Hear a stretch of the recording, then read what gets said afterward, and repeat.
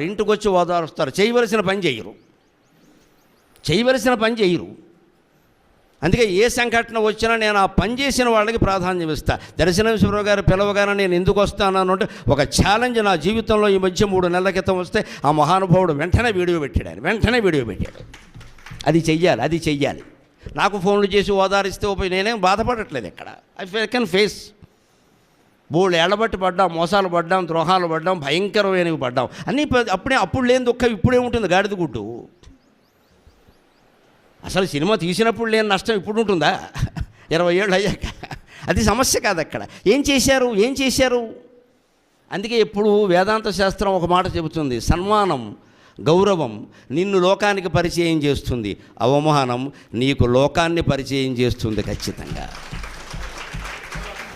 లోకంలో ఎవరు మనవాళ్ళో, ఎవరు కానివాళ్ళో, ఎవరు నాటకాలు ఆడుతున్నారో అప్పుడు తెలిసిపోతుంది.